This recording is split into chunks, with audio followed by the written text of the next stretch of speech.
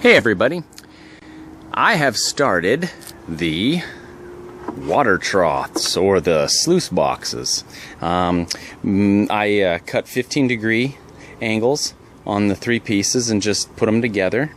They are going to be coming off of the water tower there and then stepping down over the top of this water wheel and then pouring water into the water trough below.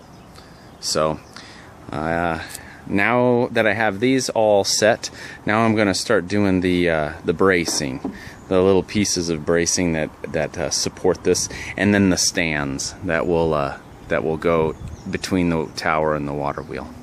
Okay, so I have the 3 sluices all finished for the most part. You'll see that I left every other little support brace out because I'm thinking about sticking some skulls in there in place of them. I haven't decided if I'm going to do it the same on this side. I went ahead and put them on every one of them. It's going to be the back side that faces the neighbor's house, so nobody that's going to be in the yard will see this side.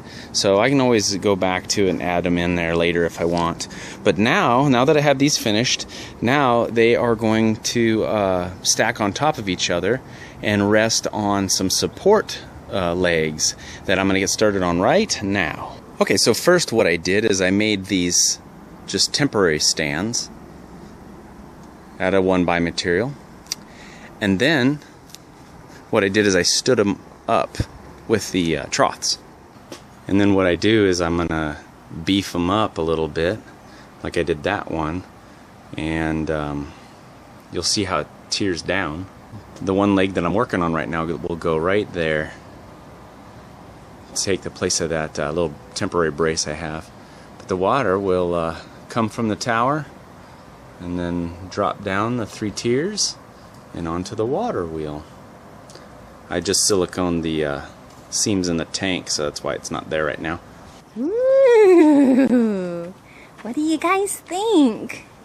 So here's where we are now.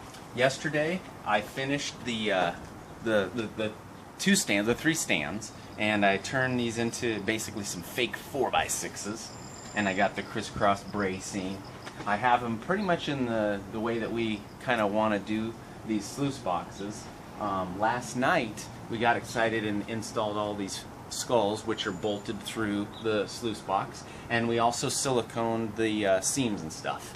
I'm now going to go through and put some taller blocks in between these so that we have more waterfall effect, just because I don't think that's enough space for the water to drop, right, Gina? Yeah, it will look cooler when you can see the water. Yeah, we'll get the pump installed and get this going. The water is kind of I don't have any leaks. I don't have any leaks in the tank, but it's full of grapes.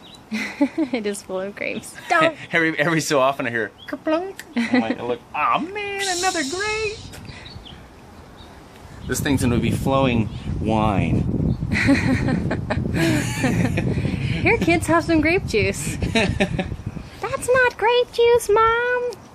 But yeah, Gina and I are gonna go through and paint this.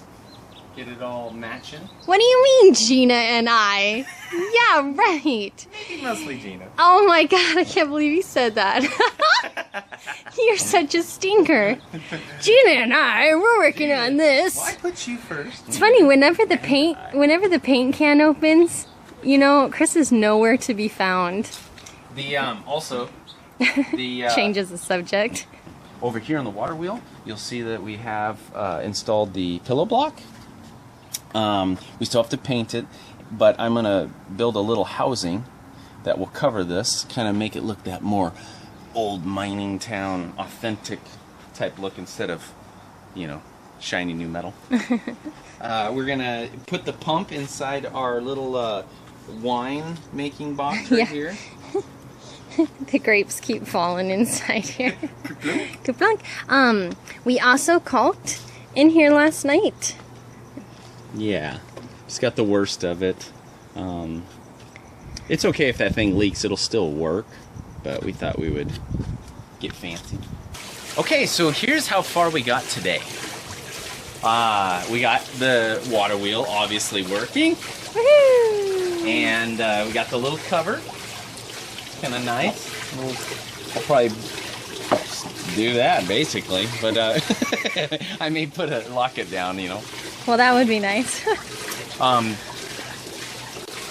We ended up going with the garden hose instead of the pneumatic airline just because it allows more water flow. And we played with it a little bit, changed some of the heights.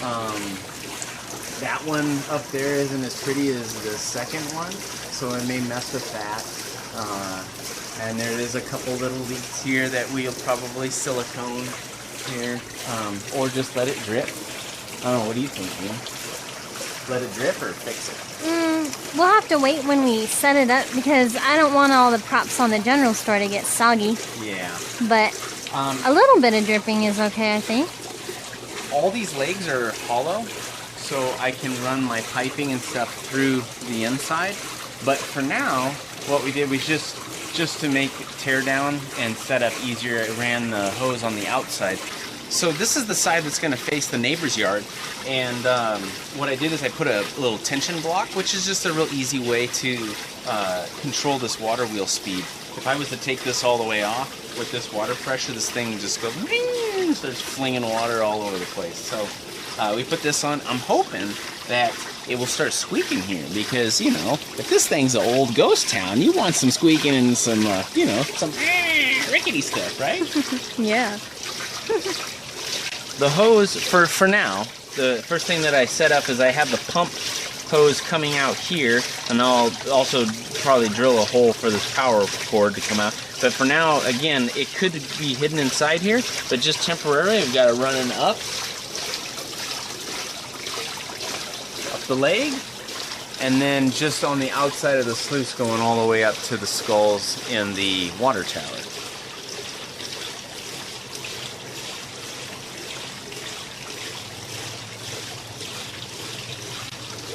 And we may replace that with a clear hose or hide it inside the trough. We haven't decided yet. All right, so we went over the water wheel and the water troughs up above, and we still have a lot of touch-up paint, make this whole thing look old and kind of blend everything together. We have to age this lantern, of course, and wire it up. And we also last night played with some lighting, and we have some waterproof LED RGB ribbon that we are going to put under the lip of the tank, and it's going to reflect into the water that's being splashed around under the water wheel, and it gives us that awesome reflective water look. It's really, really cool. We also may install some LEDs going up the trough to go along with the LED lights that are going to go up in the water tower. So we got lots of really cool ideas and stuff going on with this thing. But now we're going to talk to Gina about what the next project is. All right, everyone. So Chris just showed you what was going on there, and I wanted to spill the beans and tell you guys a secret of what we're doing this year. But just one of them, because we like to keep you guys in anticipation. And since it's the beginning of September, I can drag it out a little bit longer. So with the tower and the troughs and the water wheel, we are going to have a 12-foot sluice box that the kids can go pan in. Woohoo! And we want to make it real interactive, so we bought 6 gold pans, and we can do 6 kids about at a time. And we didn't want to do gold because it's Halloween, hello. So we thought it would be super fun to pan for body parts. So hopefully we can find some other fingers and toes and ears and noses, and who knows, we may have a floating foot going around or whatever, which would be a lot of fun. So the kids will collect as many fingers and toes as they can, and then they'll go over to the general store and trade it in for candy, and then who's ever working it is going to put them all back in there for the next group of kids to go. So I think that'll be a lot of fun, and we'll probably have to have 2 people working that, but think we can do it, and I think it's going to be a lot of fun. So there's one secret for you guys, and until the next video.